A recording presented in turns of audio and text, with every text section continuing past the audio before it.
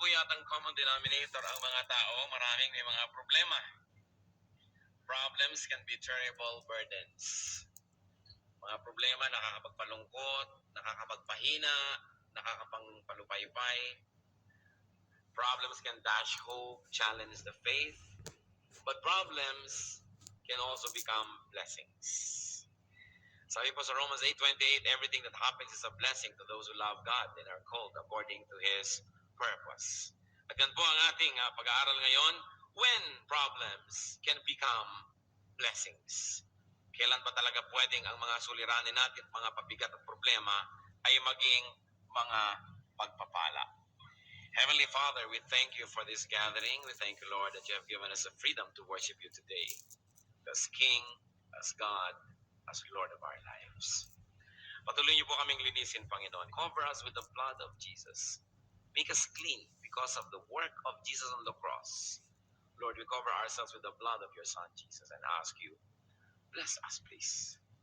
Sa amin pong pagtitipon-tipon, kayo pong matanghal, kayong mataas, kayong pumagitna, kayo po ang maging tunay na tagapagsalita. Gamitin niyo lang po ang inyong lingkod na tungtungan na inyong paa. Daluyan na inyong mga salita. Subalit lahat ay magmula po sa inyo. And may your words be our healing, our anointing, our empowerment. Salitaan niyo po ang maging pampalakas sa amin, pampagaling sa aming mga karamdamang physical at spiritual. At ayun niyo pong mga salita, Panginoon, maging liwanag ng aming buhay, maging goal ng aming buhay. At nawa, enable us, Lord, to understand you.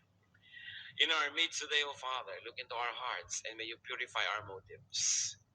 Kayo nakakapatid ng aming mga iniisip at mga binabalak. We frustrate, we destroy all plans and work of evil men and evil spirits against this assembly. We bring every thought captive to you in the name of your Son, Jesus. So, Father, sit on your throne of power. In the name of Jesus, we reject all work of the devil. And we want you, Holy Spirit, to infill us, empower us, to teach us. Give us the capacity to understand. And then, to exemplify your word to the world. In Jesus' mighty name, we pray with thanksgiving. When problems can become blessings. Kaya po siguro matapos ang ating pag-aaral na ito, yung mas marami mga problema, mas blessed uuwi. Problems can become blessings when they teach us about our mortality and limitations. Madalas ang tao, pag walang suliranin, if everything goes well, nagiging mayabang, palalo, akala natin, kaya na natin lahat, kaya na natin kahit sino, kahit ano. Pero pag nagkakaroon ng mga suliranin, muli nakikita natin yung mga bakod na hangganan ng ating magagawa. Hangganan ng ating kakayanin sa buhay. Naaalala nating tayo ay tao. Tayo ay hindi Diyos. At hindi pwedeng maging Diyos-Diyosan. Psalm 22 verses 19 to 21. But you, O Lord, be not far off. O my strength, come quickly to help me. Deliver my life from the sword, my precious life from the power of the dogs. Rescue me from the mouth of the lions. Save me from the horn of the wild oxen. So ano po ang tawag nitong umaawit na ito ng psalm sa Panginoon? Oh, my strength. You are my strength. Pero maaaring malimutan ng tao pagka siya ay masyadong matiwasay, masyadong mariwasa, masyadong matagumpay, matahimik, mapayapat, masaya, malimutan niya kung sino ang Diyos. At siya ay malasing, at siya ay umasta na pakala mo mga Diyos-Diyosan. Problemlessness can blind, can desensitize, can even intoxicate people. Kaya napakaganda po ng dasal sa Proverbs 30, verses 8 to 9. Give me neither poverty nor riches, but give me only my daily bread. Otherwise I may have too much and disown you, and say, who is the Lord?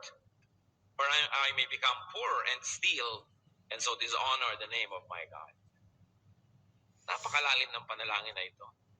Sabi, huwag niyo naman po akong gawing mahirap, pero huwag niyo na rin akong gawing sobrang mayaman. Sabi niya gano'n. Ibigay niyo lang po kung ano yung kailangan ko at kung ano lang yung sapat. Sapagkat kung sobra-sobra naman ang magkaroong mga ari-arian ko, baka makalimutan ko kayo at magmalaki ako. Eh kung sobra naman pong kulang, baka kailanganin ko pa magnakaw para lang kumain, eh mapahiya naman kayo dahil sa akin. So Diyos, sabi ganun, ibigay nyo lang po kung ano yung nararapat. Balance ka naman. So alam na alam po nito, nung lumikha ng mga linya na ito, na pag sobra kang mayaman at matagumpay, may tendency ka makalimot. Ganon din naman pag sobrang mahirap, may tendency kang makalimot.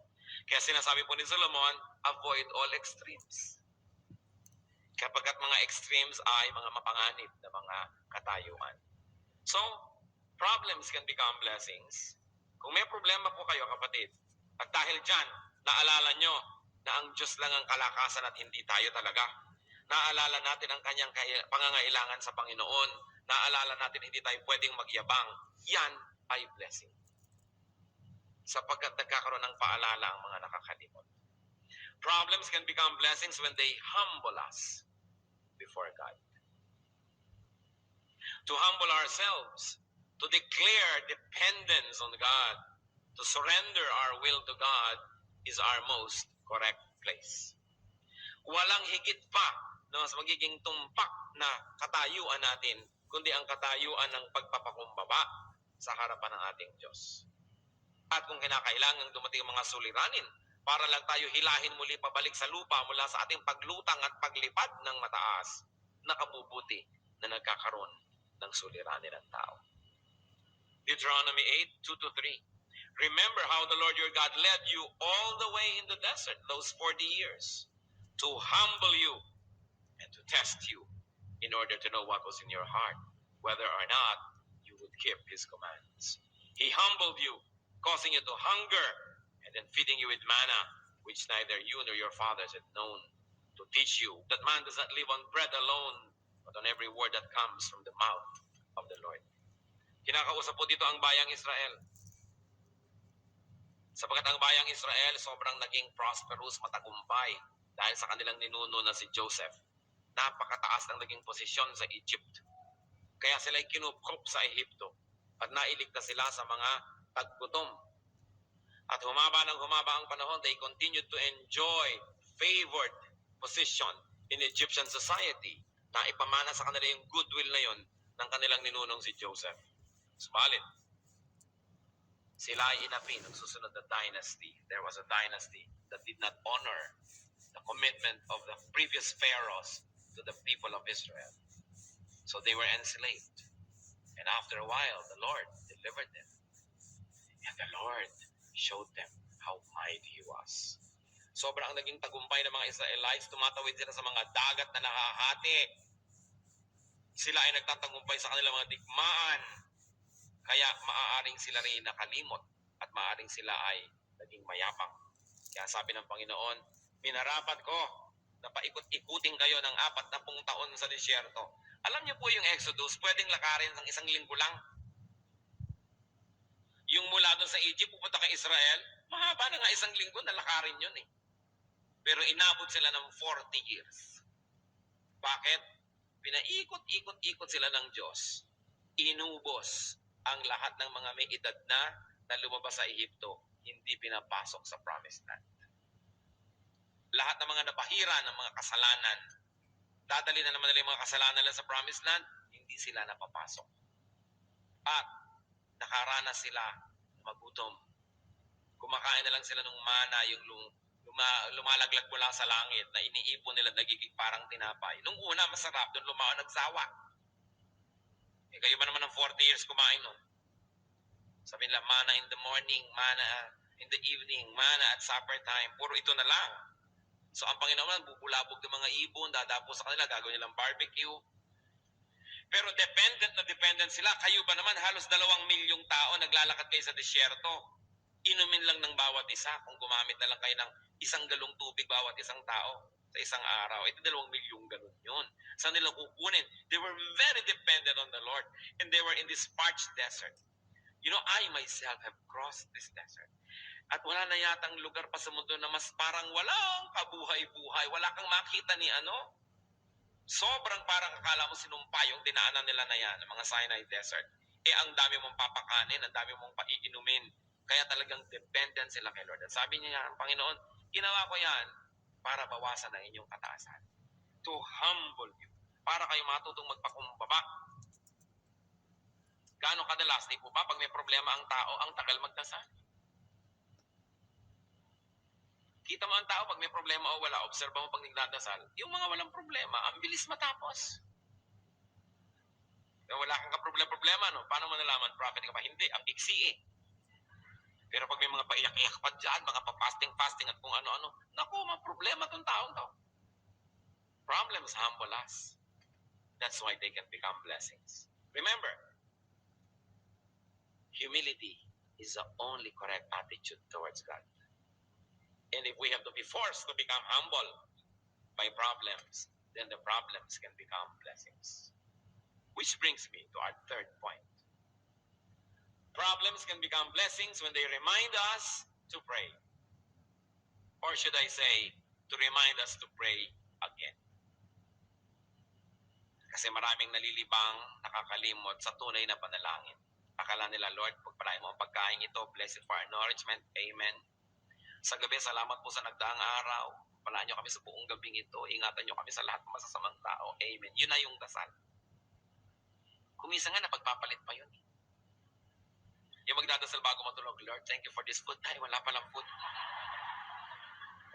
Lahat ng tumawa, alam nyo, no? Nangyayari sa buhay nyo yan. Kakapalit-palit ng mga panalangin. So, kung may suliranin ng tao, naaalala nyo yung power of prayer, kaya nananalangin muli. Kaya ang sabi sa Philippians 4:6-7, do not be anxious about anything, but in everything, by prayer and petition, with thanksgiving, present your requests to God. And the peace of God, which transcends all understanding, will guard your hearts and your minds in Christ Jesus. So kanino ito ipinapaalala? Siyempre sa mga anxious. Kaya sabi, do not be anxious. Sobra ka ngayong balisa kasi may problema ka eh. So naaalala nating manalangin.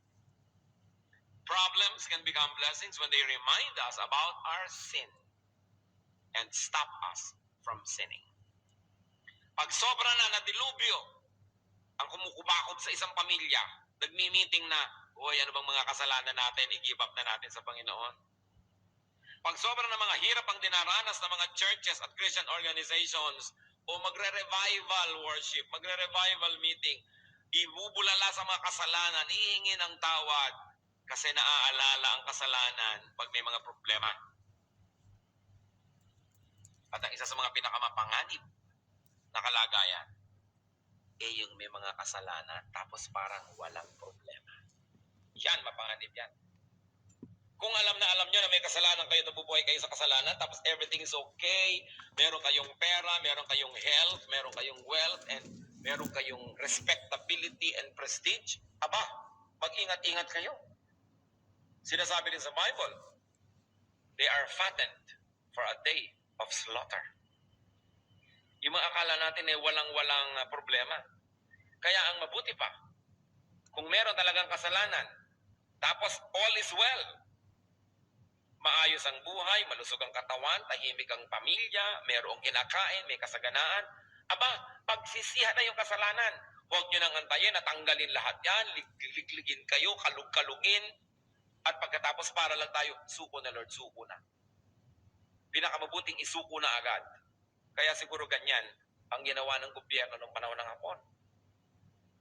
Sapagkat walang ilaban ang ating government forces ng Amerika dito sa mga Hapon. Noong Second World War, dahil naturog na yung kanilang fleet doon sa Hawaii, anong ginawa? Sapagkat nabomba ang lahat ng ating mga eroplano sa Clark Field, wala na ni isang lilipad pa, wala nang ilalaban, ano pong ginawa nila? Ginawa ang Manilang open city. Sa inyo na mga Hapon, wala nang laban-laban pa, suko na, kaysa magkagiba-giba ang Maynila. Kaya na-preserve ang city. Ang gumiba naman siyempre yung mga Amerikano nung tinatawag na liberation. Kinarpet bomb ang Manila, kaya nagiba pa rin. Pero ang point, isinuko na lang agad. Kasi ang nangyari, hindi naman isinuko ng mga Hapon when the Americans were coming back. No? So nagkaroon ng labanan. Gusto niyo bang wag na magkagutay-gutay? Wag na magkagiba-giba, magkasira-sira? Sumuko sa Diyos. Kasi kung lalaban ka lang, tatagalan mo lang, may inilalaban ka pa kasi, may lakas ka pa kasi, may maipagmamalaki ka pa. Pero pag paubusan ng paubos yan, ang ending din nun, susuko ka rin sa Diyos eh. Sumuko na habang maaga para maiwasan na ang sobrang mga hapdi at sakit sa buhay. Problems can become blessings when they bring us back to God. Bihira naman yung taong sa kariwasaan, sa kasaganaan, sa kasiyahan, doon naghanap sa Diyos. Meron nun, pero bihira. At napakaganda naman ang kalagayan ng ganong tao. Sa kariwasaan, sa kalusugan, sa kasiyahan, naghahanap pa. At Diyos ang hinahanap. Yun ang talagang sobra-sobrang blessing. Best of both worlds. Pero 99.9% ng mga taong nakakatagpo sa Diyos, yung mga nagkaroon ng malubhang sakit, yung mga sobrang naghirap, sobrang nagkalugmok-lugmok sa buhay, napahiya, o kaya natakot, o kaya yung katawan niya tinira ng masasamang espiritu. So sa takot na lang niyang manatili, yun ay talagang dali-daling tinanggap si Kristong Panginoon at tagapagligtas. So karamihan ng mga tao, nakikilala nila ang Panginoon dahil may suliranin sila. Dahil sa kanilang kahinaan. At yung mga Kristiyano naman na naliligaw at lagi pang nagbabackside, napapabalik sa Diyos dahil nabubugbog ng kutakot-takot ng problema. In that case, such problems can become blessings. When they bring us back to God, to godliness, to our godly vocation, and to our ministries. Napakasarap po mga kapatid, na sa oras ng kasaganaan, kasarapan, kaginhawaan, kalakasan, kasaling-kasali ang Diyos sa ating buhay. Siya ang hinahanap natin, inuuna pa natin. At alam niyo, may mga kilala po akong ganyan. Mga tao na by the standards of the world, they have everything. Pero lagi pa rin at lagi na Diyos ang hinahanap. Kaya hindi naman lalo mapatid-patid ang mga pagpapalang dumarating sa kanilang buhay. Hindi naman sila siyempre exempted sa mga dumarating din mga pagsubok at mga hirap. Pero overwhelmingly bigger than their problems, yung blessing. At kitang-kita nila yon. It is important. That problems can bring us back to God from our selfish pursuits. Kaya yung mga nawawala sa churches, yung dati nagsaserve nawawala, yung mga dating active nawawala, kadalasan ang nagbabalik sa kanila sa church, problema. Hindi yung sarap ng buhay. Habang masarap, nakakalimot eh. Kaya nagiging blessing. Luke 15:14-18. Yun pong alibughang anak na kinuha ang kanyang mana sa kanyang magulang at winaldas kung saan, at nung maubos at nagugutom, after he had spent everything, there was a severe famine in that whole country, and he began to be in need. So he went and hired himself out to a citizen of that country, who sent him to his fields to feed pigs. He longed to fill his stomach with the pods that the pigs were eating, but no one gave him anything. When he came to his senses, he said, "How many of my father's hired men have food to spare, and I here am starving to death? I will set out and go back to my father and say to him, Father, I have sinned against heaven and against you." Bakit itong anak na ito na nakalimot sa kanyang ama at naglayas at namuhay nang akala mo ay wala nang bukas pa sa kanyang paglustay ng minana niya sa kanyang magulang, bakit naisipang bumalik? Kasi nagutom, kasi nahirapan, kasi nasaktan. Marami. Kailangan pang yun ang maganap para bumalik sa Diyos. Kaya nga po magandang paalala mga kapatid, kung tayo napapalayo, huwag nang hintayin itong ganito. Magkusa na tayong bumalik. Napakainam na paalala. At kung talagang may suliranin na, huwag na tayong magpilit pa na sundin yung kagustuhan natin, lumabag tayo sa Diyos, kundi sundin na natin ang kalooban ng Panginoon.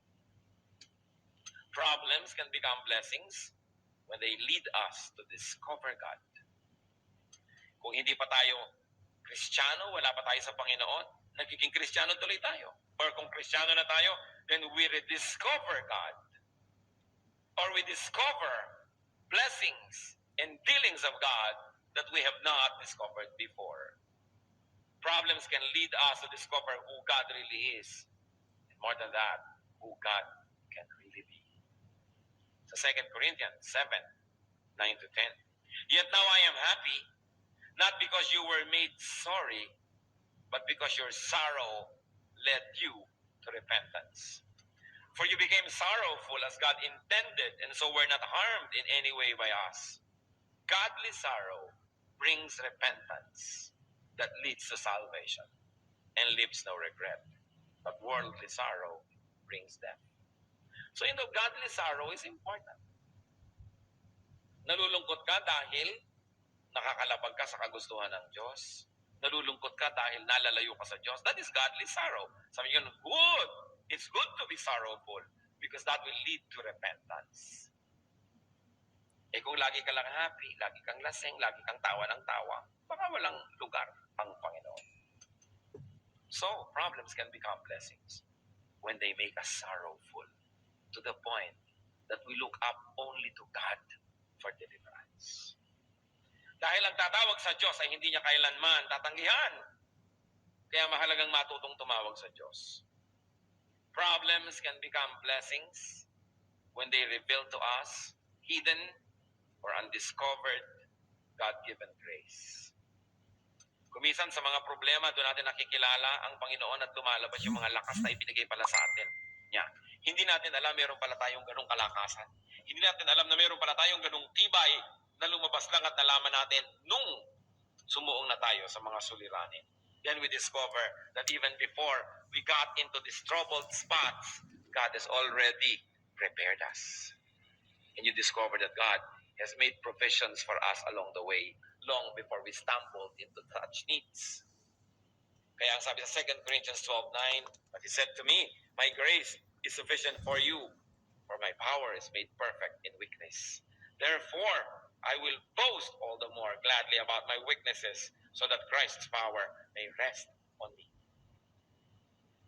Yung mga kahinaan natin, nadidiscover natin, why did we survive? Why do we go through this and that?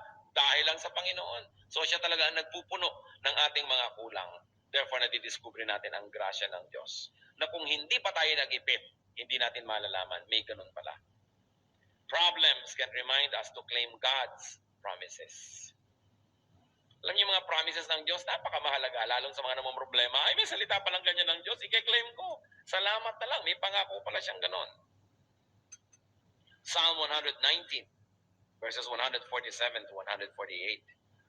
I rise before dawn and cry for help.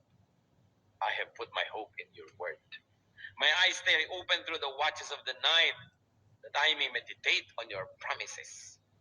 So kailangan alam na natin yung promises ng Lord bago dumating yung mga problema sa uluin, pag-aralan, para pag dumarating, nakiklaim natin agad at tayo na i-strengthen. Ang mga taong nanghihina ay dahil lang nadadaya. Sapagkat ang mga anak ng Diyos ay hindi dapat manghina kung di natin malilimutan kung sino ang Diyos. At hindi tayo matidisconnect sa Kanya. But the moment you forget who God is, you become weak. The moment you get disconnected, no matter at varying degrees of disconnection, you become weak. So pag may tao nagsasabing, alam nyo, napaka-weak ko, isa pang problema, hindi ko na kaya, wag muna, ayoko makinig, ayoko, hindi ko na kaya, you have become weak. You've got to look into yourselves. There must be some disconnection because God is power. So ayaw mong umilaw, siguro hindi nakasaksak doon sa plug. Kailangan isaksak. Eh bakit nakasaksak na ayaw pa umilaw? Pundido. Kaya kailangan ayus-ayusin ang buhay para umiilaw pag isinasaksak sa kuryente. Ang Lord yung source ng power na yon. Hindi bagay sa mga anak ng Diyos na maging mahina sapagkat ang Diyos ay malakas. So may itong Diyos ko, siya ang aking tagapagligtas, tapos ang itsura mo. Bakit ka ganyan? Lupay-pay. Ganyan ba itsura ng Diyos? Hindi. Eh, ba't ganyan ka? Surely, there is something that went wrong along the way. At ano yon? More often than not, it is sin. May kasalanan. Kaya nanghihina. So problems can become blessings when they show us what's really important in life. Kumisan kasi pag nagkakaproblema, doon lang lumilinaw kung anong mahalaga. Parang ganito. May sunog. 3 kilo lang ang pwede niyong madala. Ano ang dadalhin niyo? Doon lang magiging malinaw kung alin talaga sa mga ari-arian niyo ang tunay na mahalaga. Siguro naman hindi niyo nadadalhin yung hindi niyo dadalhin? Hindi niyo dadalhin isang kabang bigas. Siguro hindi niyo nadadalhin yung bangko. Hindi niyo nadadalhin yung mga inipon yung pagkarami-rami siguro mga lumang tsinelas na hindi niyo maitapon-tapon. Kadalasan pag may sunog, ano lang bitbit ng mga tao? Yung mga photo album nila. No? Yung ikinasal sila mag-asawa, batang-bata pa sila. Dala-dala nila yung mga frame na yon. Kung ano yung mahalaga sa'yo, lang ang dala mo. Kasi luminaw sa'yo, nung konti na lang ang pwede, kung alin talaga ang mahalaga. Ngayon, pag may problema ang tao, everything else fades sa sidelines eh. Ano ba talaga yung mahalaga? Minsan kita mo yung mga sobrang mga posturyosa, pagka nagkaroon sobrang mga sakit, hinaharap ka na rin niya kahit wala siyang kilay. Kasi nalimutan na niya yung tungkol sa kilay-kilay, nararamdaman siya eh. So hindi na yun mahalaga. Konti na lang yun mahalaga, ano ba talaga? Pero meron naman talaga, naghihingalo na, ayaw pang pakita ka, make up muna, make up. Meron! No? May dadalawin ka, ayaw pa po kayo papasukin, sandali lang po at nagme-make up. O sige, kahit matagal. So ano ba talagang mahalaga sa'yo? Importante. Pag may problema, lumalabas ko anong mahalaga. Pag nawawala na halos ang lahat at wala nang matitira, Psalm 119, 67 to 68. Before I was afflicted, I went astray. But now, I obey your word. You are good, and what you do is good. Teach me your decrees. Sabi niya, bago ako nagka-problema, ligaw na ligaw ako. Pero ngayon nagka-problema na ako, alam ko na kung ano importante. I obey your word. Yun ang importante. So when we are saddled and overcome by so much problems, we remember what really matters, and that is obedience to God. So sumusunod tayo ngayon. Nagiging blessing. And problems can become blessings when they reconnect us to people. Minsan merong mga kamag-anak, hindi sila nag-uusap, hindi sila nagkikita-kita, pero nagkaroon ng malubhang sakit si ganyan, si ganon, may namatay na ganyan. Nagkita-kita rin, nag-reconnect kasi may problema eh. Kung ba't naman inantay pa na magka-problema para lang magka-reunion? Sana nauna na nun. May mga magulang, isinumpa-sumpa si anak, no? Dahil nagpakasal kay ganito. Hindi makapanik-panik si anak sa bahay nila. And I'm telling you a true story. Dalagitan na yung anak nung mga nagpakasal eh, hindi pa rin nakakaakyat sa bahay nila. Pero nung naghihingalo si magulang, ipinatawag din. Nagantay pa magka-problema para lang sila mag-reunion. Eh kung nag-aaga pa naman, edi mas marami sanang kasiyahan. Pero at least, nagka-reunion pa rin kasi nagka-problema. Kaya ano pong sabi nitong tao na lumaya sa kanyang ama nung happy days, nung sobrang naghirap, Luke 15, 18 to 20.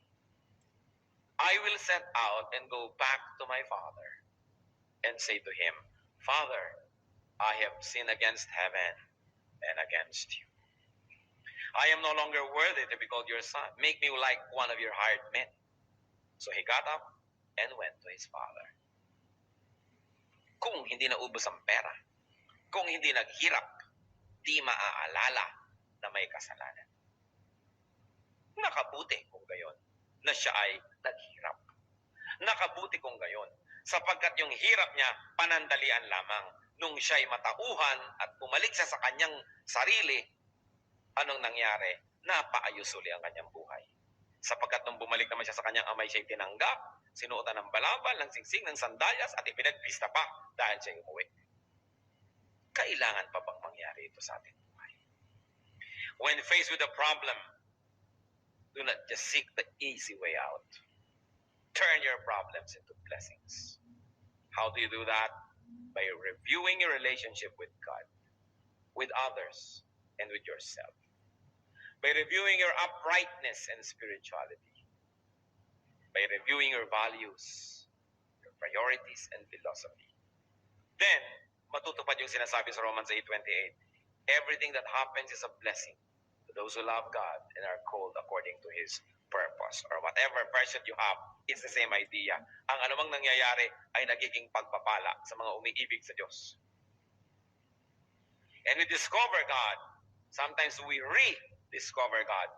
His will, His teaching, His love and power. Then you will surely be blessed.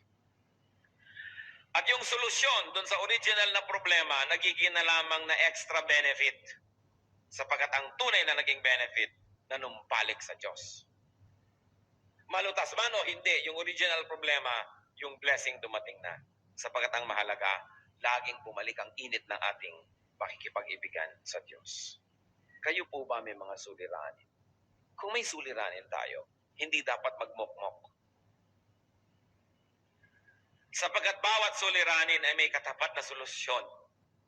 Dahil bawat tanong ay may katapat na sagot. Sabi nga ng matatanda, bawat manpusali ay may katapat na pisngi ng langit. So, kung may problema ka, may solusyon yan. Kaya yan ng Diyos na isolve. Ang tanong ay, dapat bang isolve? Natutunan na ba natin ang dapat matutunan sa suliranin na yan? Sapagkat kung natutunan na natin, hindi naman mahirap sa Diyos na yan ay bigyan na ng kalutasan.